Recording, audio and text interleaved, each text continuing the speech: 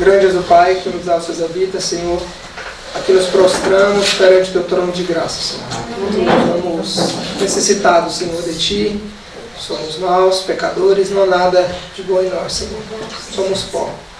Mas Tu, Senhor, com toda misericórdia e bondade, Senhor, concedeu o Seu Filho, Senhor, para morrer na cruz, para nos salvar. Amém. Obrigado, bom Pai. Ajuda-nos, Senhor, a aceitar, Senhor, esse dom, essa graça. Que Teu sangue vertido na cruz não seja um desperdício, Senhor, em nossa vida. Tenha misericórdia de nós.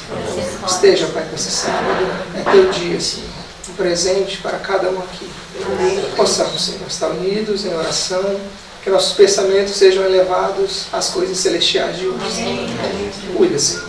Estamos no fim dos tempos. Dai-nos, Senhor, senso de urgência. Ajuda-nos a interceder por nossos amigos, familiares, que gostaríamos, Pai, que estivessem aqui conosco também. Amém, Jesus. Seja, Senhor, propício a nós. Te rogamos em nome de Cristo Jesus, o nosso Salvador. Amém. Amém.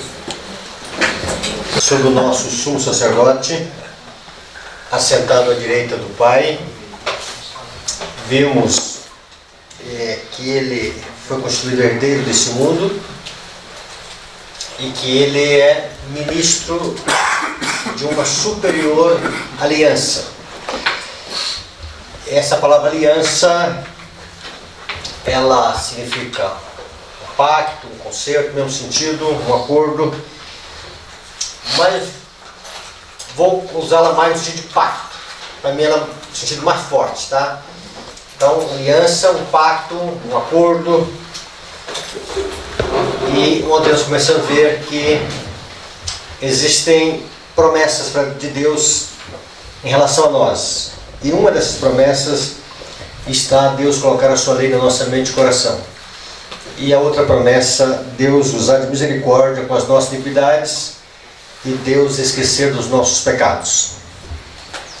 Então isso foi o panorama introdutório ontem à noite. Quando se fala dessa aliança ou desse pacto, ontem nós vimos que é um pacto eterno, uma aliança eterna. E aí a nossa mente, quando se fala da eternidade, precisamos transportar a nossa mente agora nessa manhã para algumas coisas já no conceito da eternidade. Então vamos lá, vamos ver aqui algumas coisas em relação à eternidade. Então abra a palavra de Deus no livro de Mateus capítulo 20 e 25. Mateus capítulo 25.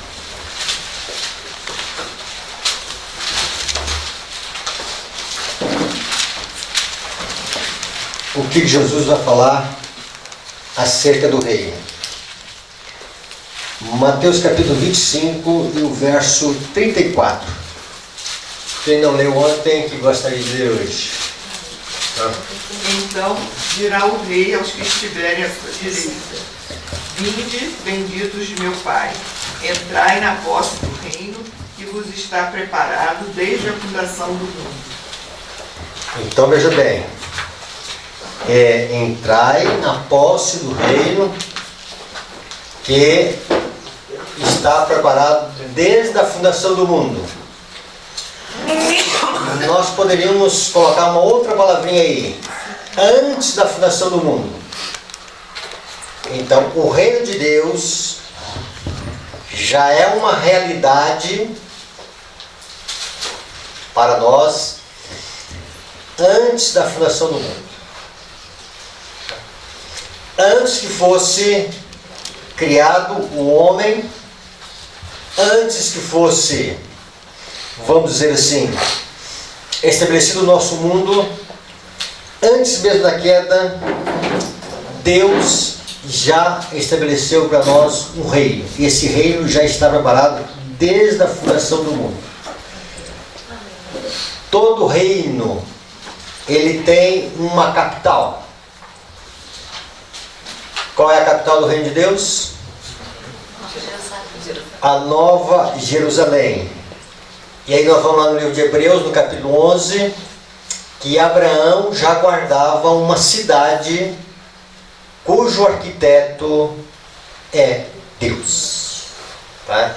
Então, a Nova Jerusalém já é uma cidade construída antes da fundação do mundo, Deus pensando em colocar os seus súditos. Amém. É assim que Deus pensa, irmãos. Este é o pensamento de Deus. Quando se fala dessa questão antes da fundação do mundo, no livro de Efésios, capítulo 1. Então vamos lá, Efésios, capítulo 1. O apóstolo Paulo vai usar novamente essa expressão antes, desde a fundação do mundo.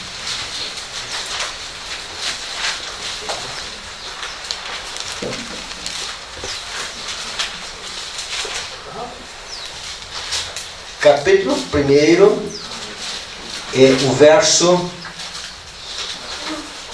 3 e 4.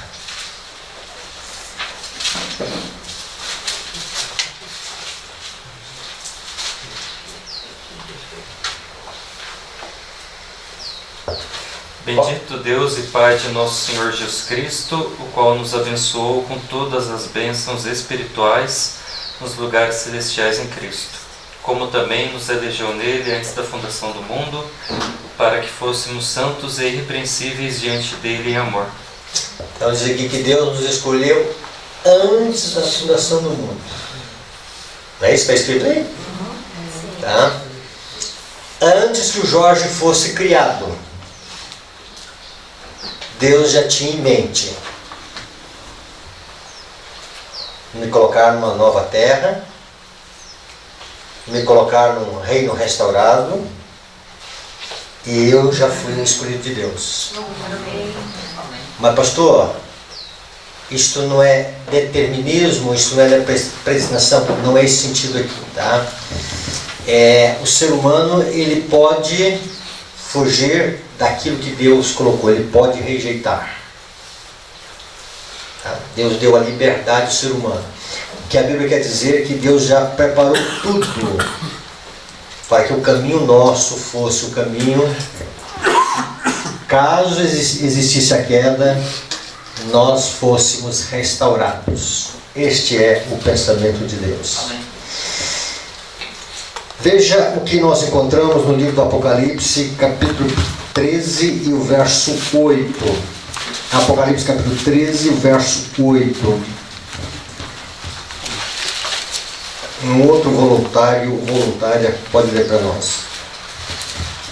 E adoraram todos os que habitam sobre a terra, esses cujos nomes não estão escritos no livro da vida do Cordeiro, que foi morto desde a fundação do mundo.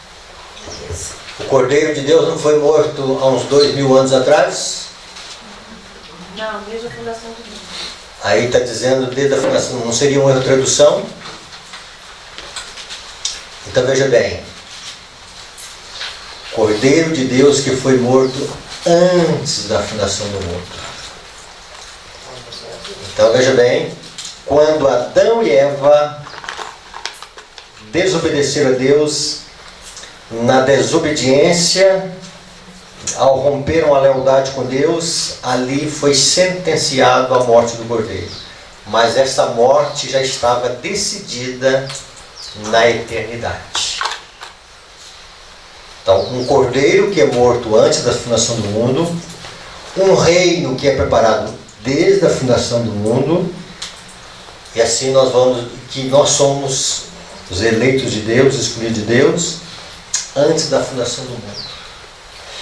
E a última parte que nós vamos ver aqui sobre essa questão é em relação à questão do mundo. Abra aí no capítulo 17 de João, vai aparecer novamente essa expressão. João capítulo 17, no verso 24.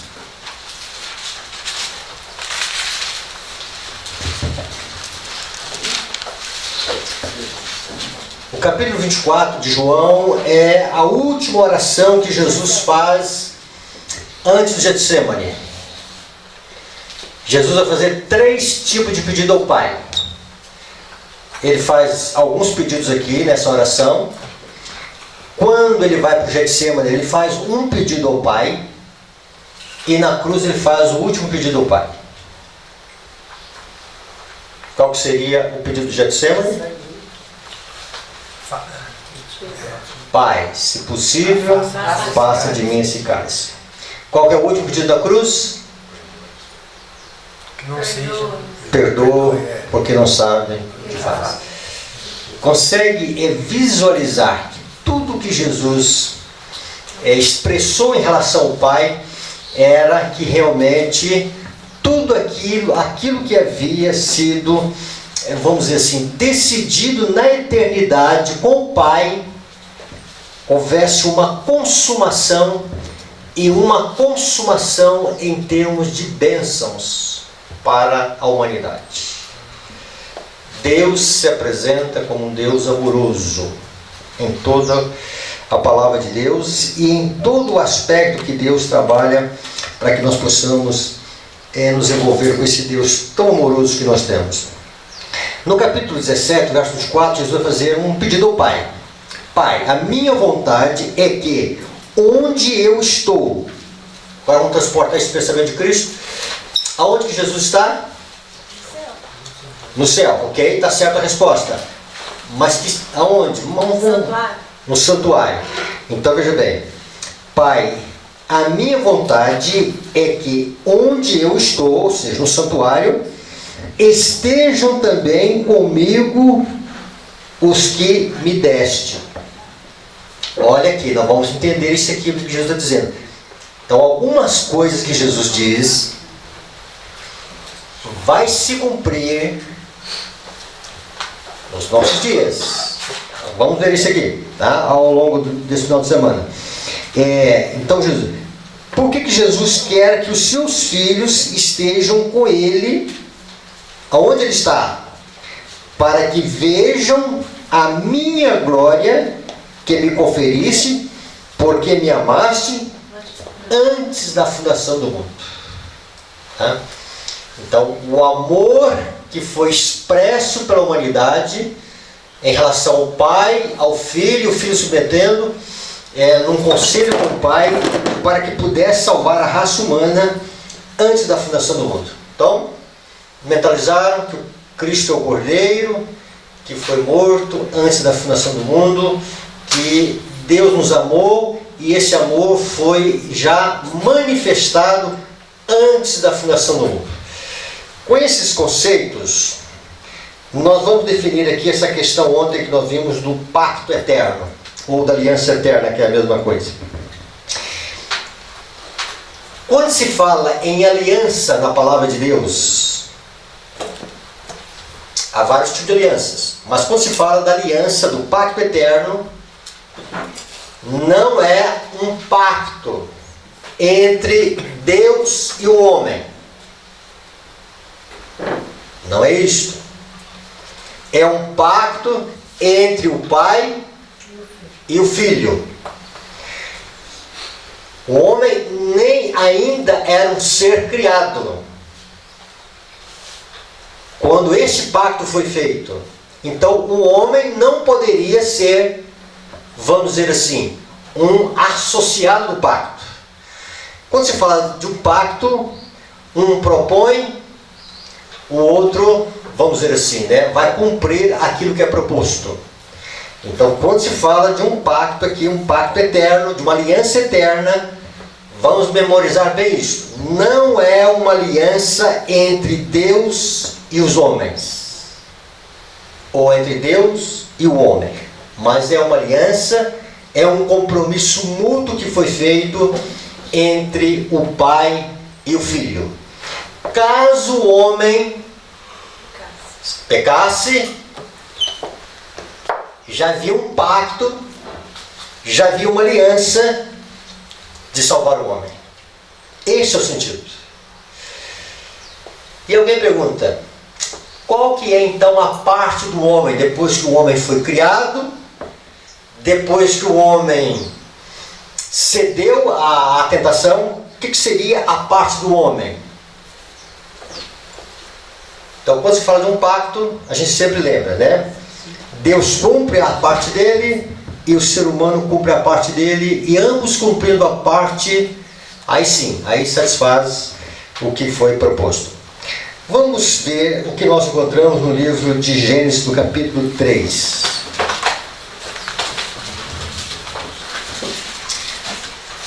Ontem nós sintetizamos as duas promessas, depois vamos dizer por que foram sintetizadas, em relação à nova aliança, em relação ao pacto eterno. Nós vimos ontem que uma delas é Deus prometendo escrever a sua lei na nossa mente e coração, e a outra é Deus perdoando os nossos pecados e usando de misericórdia para com as nossas iniquidades, esquecendo também as nossas transgressões. Então, Gênesis capítulo 3 é a manifestação daquilo que foi decidido na eternidade, do pacto feito entre o Pai e o Filho, para que o homem pudesse ser um beneficiário. Então, o que foi proposto, Deus agora, ele se manifesta após a queda. Então, Gênesis capítulo 3, o verso 15. Alguém poderia ler para nós aí, que não leu ainda? 3,15. Porém, inimizade entre ti e a mulher, entre a tua descendência e o seu descendente, este te ferirá a cabeça e tu lhe ferirás o calcanhar. Ok. Quando os nossos primeiros pais estavam ali em deslealdade com Deus, romperam, vamos dizer assim, a fidelidade a Deus, pecaram, Deus se apresenta apresentando duas promessas para o homem. Depois de um interrogatório de Adão e Eva, é bom nós frisarmos aqui, que após a queda, como Deus encontrou Adão e Eva, Deus não encontrou um casal arrependido. Deus encontrou um casal cheio de culpa, temerosos, procurando se esconder entre as árvores, com as folhas de figueira, jogando um a culpa no outro e responsabilizando Deus pela queda. Quando Deus vai em direção a Adão, ele vai dizer que Deus criou a esposa, e quando vai para a esposa, ela vai dizer que foi a serpente. Então, se Deus não tivesse feito a serpente, se Deus não tivesse feito a mulher, Adão não teria caído.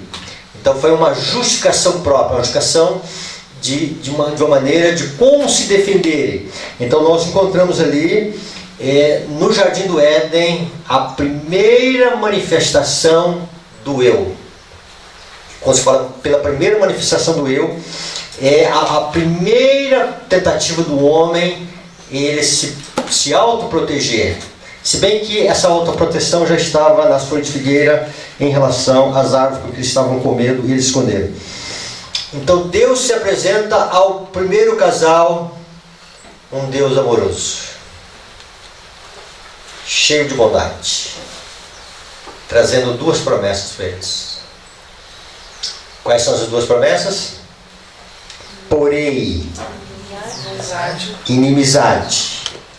Quem coloca é Deus. É uma ação 100% divina. Graças a Deus por isso. Então, bem, Adão e Eva não tinham condições de romperem uma amizade que foi formada com a serpente. Por quê? Porque assim que o pecado entrou, houve uma corrupção naquilo que nós chamamos mente. A mente de Adão e Eva não era mais a mesma mente que saíra das mãos do Criador. Veja o que nós encontramos no livro de Romanos, no capítulo 8, vai nos ajudar a entender isso. Nós estamos fazendo aqui um estudo, não é um sermão, tá?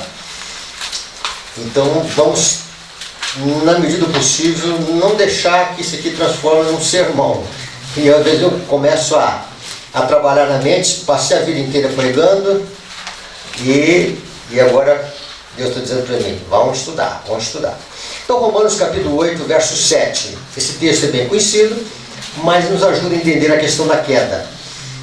O verso 7. Alguém pode ler para nós o verso 7? Por isso o pendor da carne é inimizade contra Deus, pois não está sujeito à lei de Deus, nem mesmo pode estar.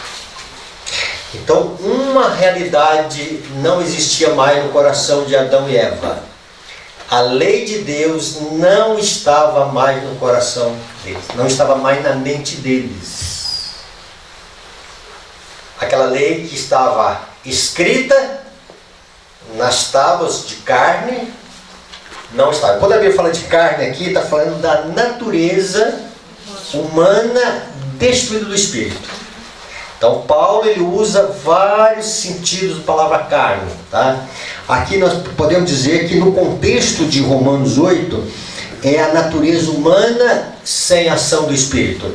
Ou seja, a inclinação da nossa natureza sem o Espírito Santo é inimizade contra Deus. É natural sermos inimigos de Deus. Ninguém nasce amigo de Deus.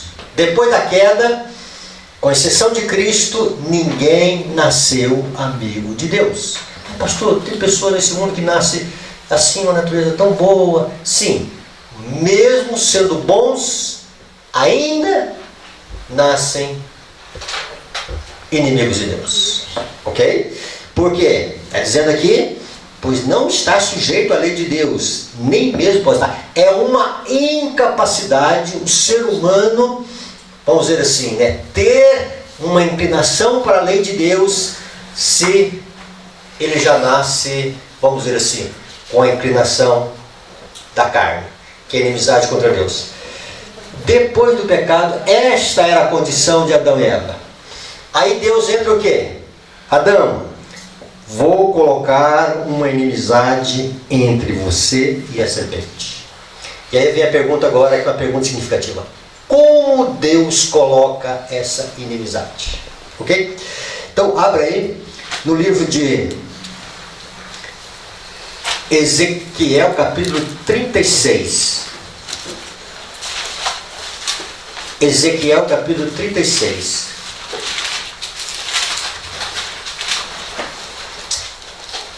Essa base, irmãos, bíblica, se ela for bem feita e bem mentalizada no coração, 36. Nós vamos ver como é que Deus trabalha ao longo da palavra de Deus com essa questão da aliança e da justificação pela fé. Tá? Então, capítulo 36 e o verso 26. Alguém pode ler? Dar-vos-ei coração novo, e porei dentro de vós espírito novo. Tirarei de vós o coração de pedra e vos darei coração de carne. Opa! Então veja bem, dar-vos-ei coração novo e porei dentro de vós espírito novo. Então veja bem, esta mente que antes do pecado era uma mente que se inclinava naturalmente para as coisas de Deus, para a lei de Deus, porque a lei de Deus estava escrita na mente e no coração. Depois do pecado ela sofreu modificações. E aí o que acontece? Aí Deus dizendo que nós precisamos receber um transplante de Deus, um coração novo. O 27 ele fala, né?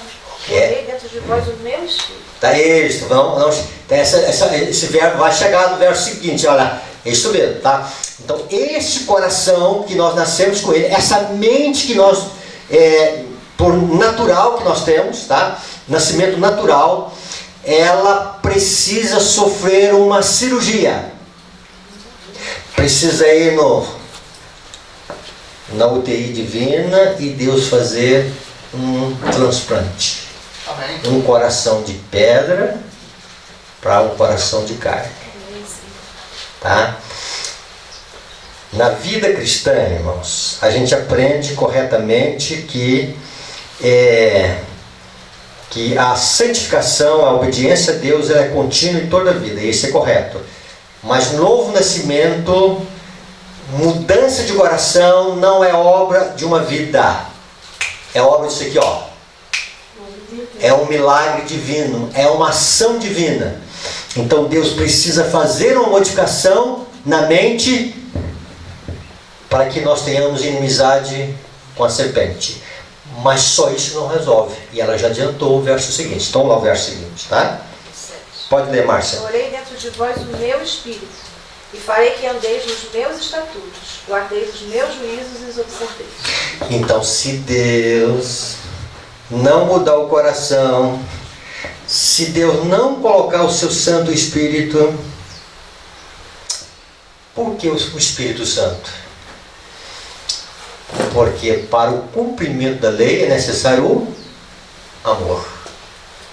Romanos 13:10, né? O cumprimento da lei é o amor. Aí você vai lá, Jesus vai sintetizar os mandamentos em 2 mandamentos, né? Amar a Deus sobre todas as coisas, o próximo como a ti mesmo. E amar o próximo como a ti mesmo.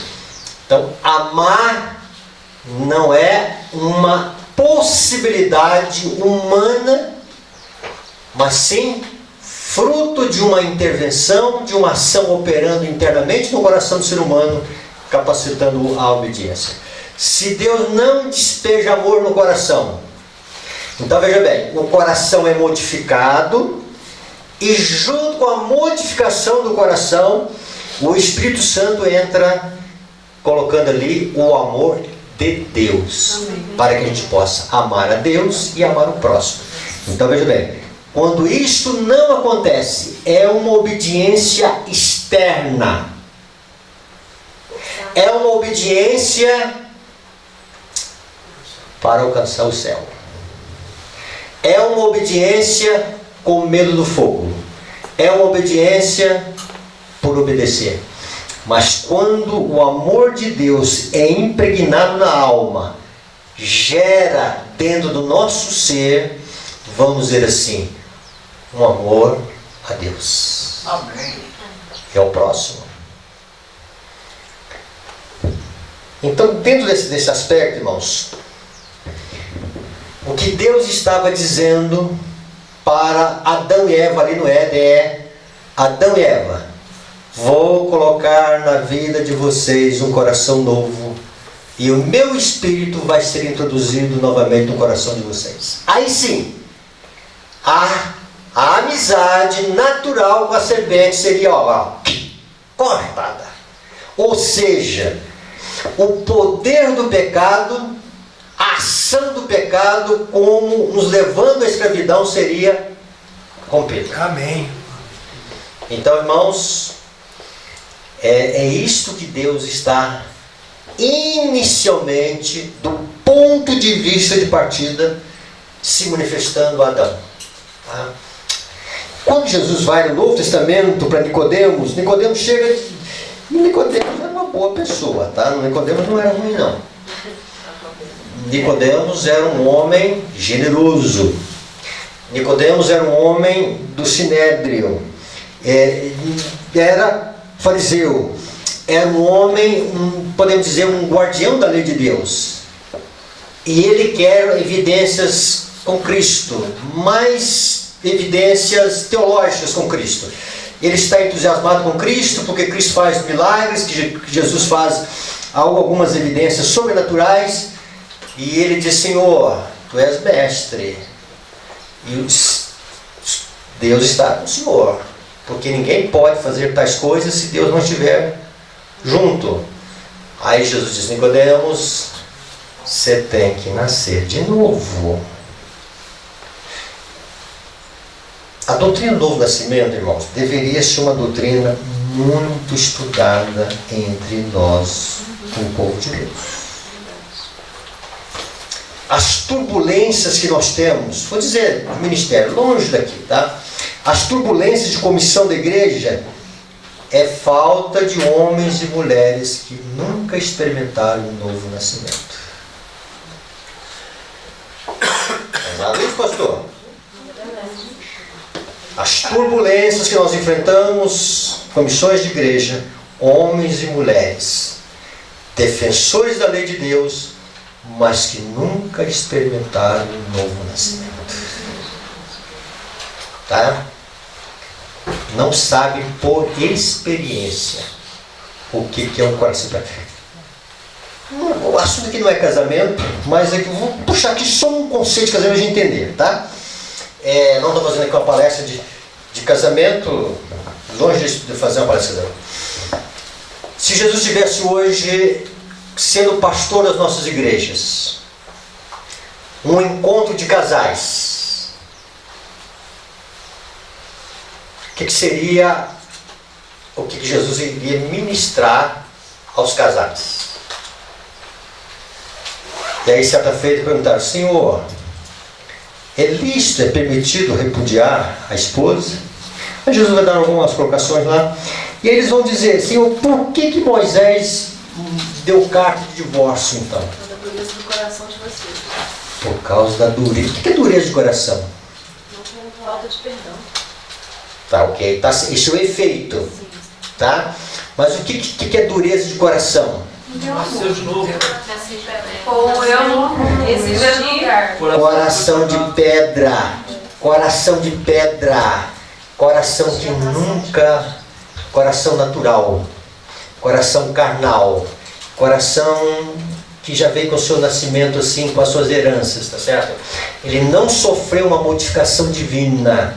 E aí é o seguinte, aí não adianta levar para o hotel de luxo, não adianta pagar resort, é isso, né? Não adianta lá florescer, tá? Se o coração não é mudado, se a fonte não é mudada, não tem cura. Tem ajustes. Vamos ajustar aqui. Poucos pinhos de ajuste, né? Tá? Então pedra com pedra bate mesmo, tá? Agora o pior é quando o coração é de carne e o outro coração é de pedra também. Aí um tem que sustentar a impetuosidade do outro, tá? Então é o seguinte, irmãos, quando Jesus diz para Nicodemos, é necessário nascer de novo. E Nicodemos fala: Senhor, meu Deus, tem que nascer de novo, Senhor. Como pode um homem sendo velho nascer de novo? E aí Jesus dizendo: Nicodemos, você está falando de coisas naturais, eu estou falando de coisas espirituais. E para entender as coisas espirituais precisa ter um novo coração. Se você não nascer de novo, você vai falar do reino de Deus, você vai ensinar sobre o reino de Deus, você vai dizer o que é o reino de Deus, mas você não vai discernir o reino de Deus, porque o reino de Deus é espiritual. Vamos voltar, né? Nós estamos virando sermão, tá? Vamos voltar agora vamos dizer assim, a Gênesis, né? Então, por inimizade. Então, Deus não cobrou a obediência de Adão e Eva. E vem aqui a pergunta: por que Deus não cobrou obediência? Mas antes de nós colocar essa pergunta, a mesma exigência que Deus tinha com Adão e Eva antes do pecado, Deus passa a ter essa mesma exigência depois do pecado? Sim ou não? Sim. É porque ele pediu eles não comerem do fruto. Tá. E Deus continua sendo exigente com eles? Sim. Deus não abaixa o padrão. Tá? É o mesmo padrão, né? Eu sempre uso aqui em algum lugar que Deus não é avô, não é avó, né? Avô é avó, né? Ah, coitadinho dos netinhos, né? Tá. Vocês conhecem a história, né? E é o seguinte: Deus não é avô, né? Deus é assim, ó. Deus é imutável nas suas exigências, tá?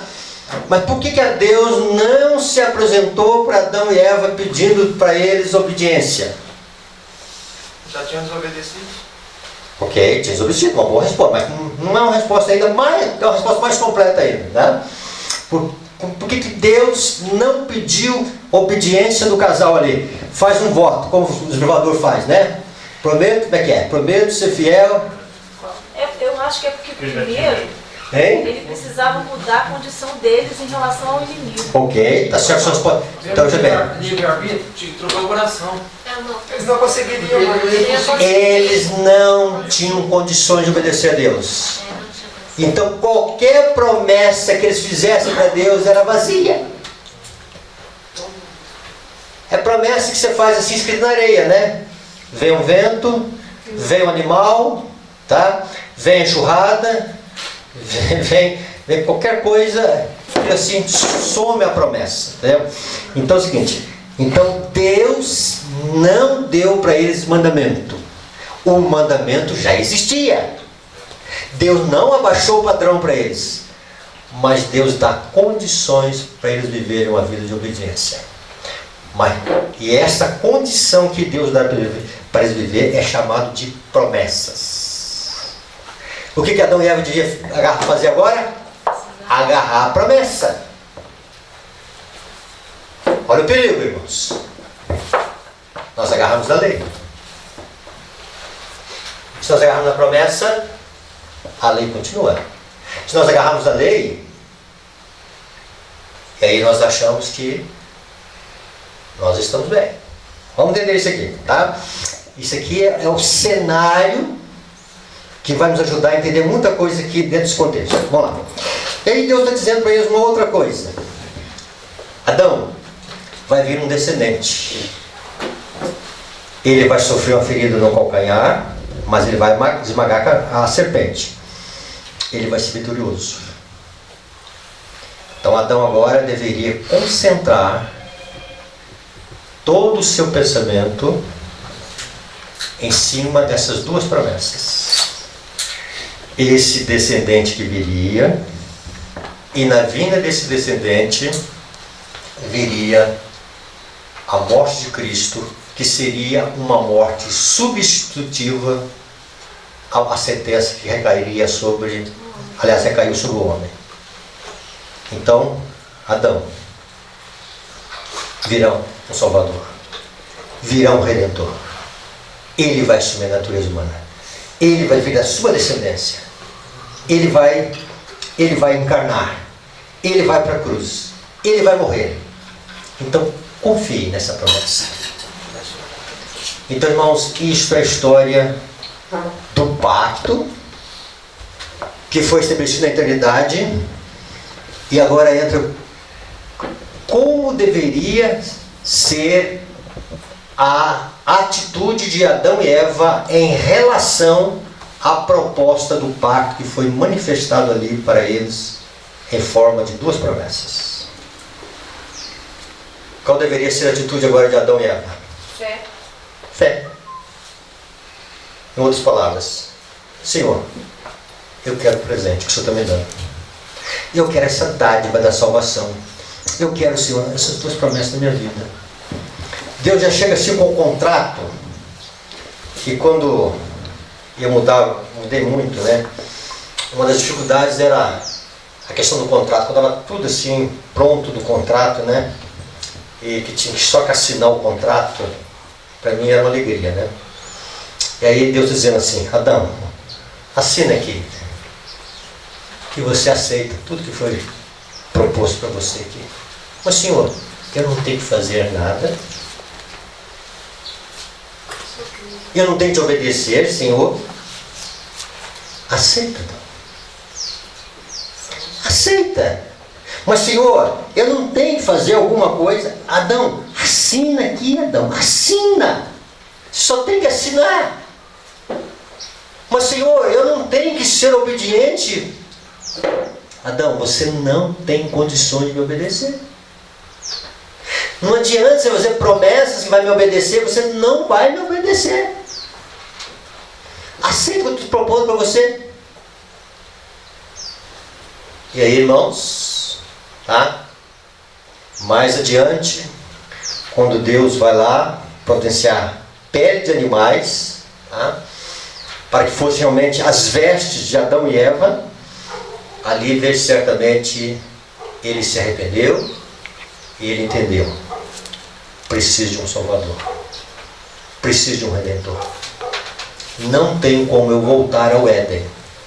Não tem como eu ser introduzido aqui se eu não me agarrar ao que Deus está prometendo. Que Ele vai colocar em mim um novo coração e Ele vai colocar para mim, vamos dizer assim, um esquecimento de todas as minhas iniquidades. Que Deus maravilhoso que nós temos, irmãos. Vamos abranger um pouquinho mais na vida de Abraão. Vamos voltar a Hebreus.